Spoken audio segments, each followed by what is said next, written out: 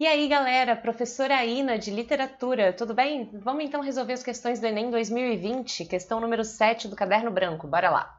É possível afirmar que muitas expressões idiomáticas transmitidas pela cultura regional possuem autores anônimos. No entanto, algumas delas surgiram em consequência de contextos históricos bem curiosos. Aquele é um cabra da peste é um bom exemplo dessas construções. Para compreender essa expressão tão repetida no Nordeste brasileiro, faz-se necessário voltar o olhar para o século XVI. Cabra remete à forma com que os navegadores portugueses chamavam os índios. Já peste estaria ligada à questão da superação e resistência, ou mesmo uma associação com o diabo.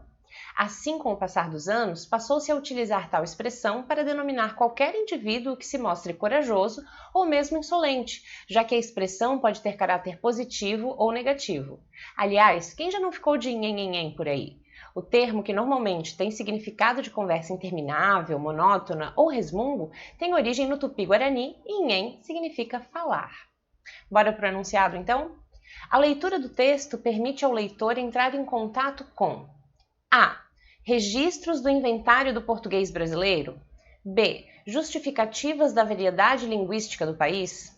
C. Influências da fala do nordestino no uso da língua.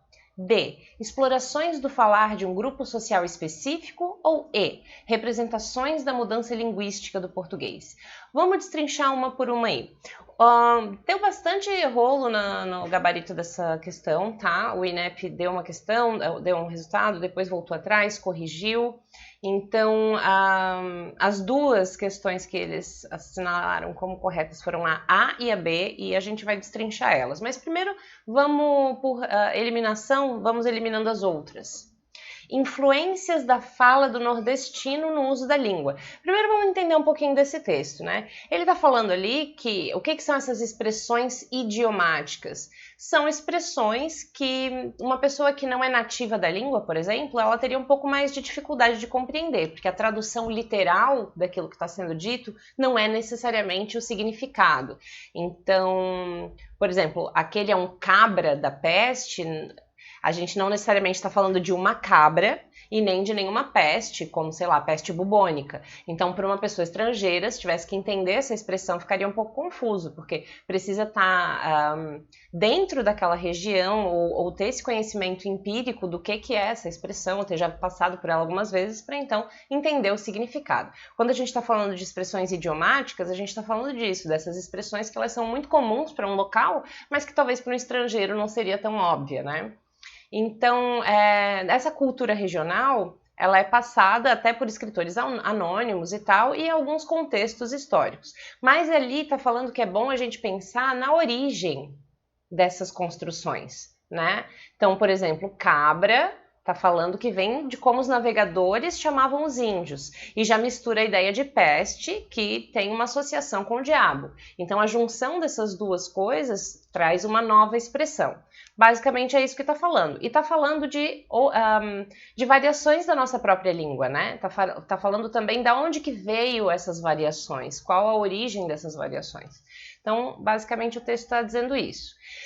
Então, a letra C diz influências da fala do nordestino no uso da língua, mas não necessariamente é a fala do nordestino no uso da língua, na verdade é a influência de outras línguas, como o português de Portugal ou o tupi-guarani, na fala do português falado lá no Nordeste. Então é uma influência de outras línguas na língua nordestina, na língua português brasileira do Nordeste, não necessariamente a influência do nordestino na língua portuguesa, né? Então a letra C está errada. Letra D. Explorações do falar de um grupo social específico. Não necessariamente, porque essa expressão ela também já é conhecida, pelo menos aqui no Brasil, de forma mais ampla. E não é um grupo específico, não são só aquelas pessoas do Nordeste que usam essa expressão, né? Então, a gente não está falando fora que a gente nem está falando de um grupo social, a gente está falando de uma região do país, né? Então, a gente não está falando de um grupo social específico de jeito nenhum. Letra D, fora. Letra E, representações da mudança linguística do país.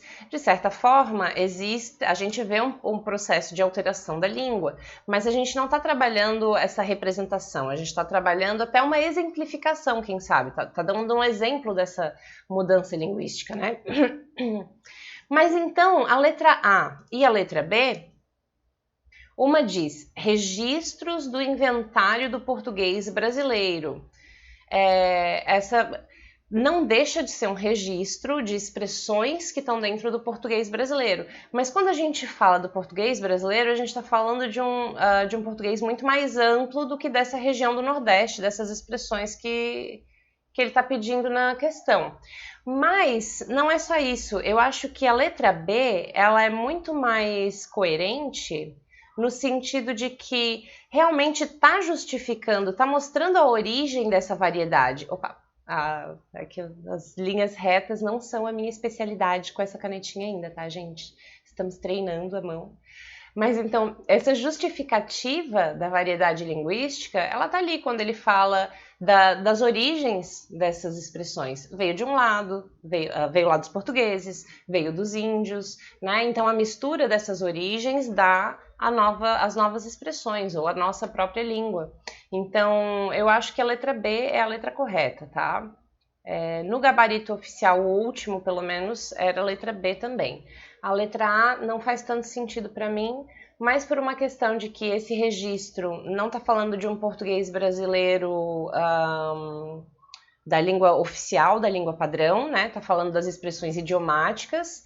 E porque aqui eu realmente acho que a letra B justifica a variedade linguística, trazendo essas origens de outras línguas como o português de Portugal e o tupi-guarani.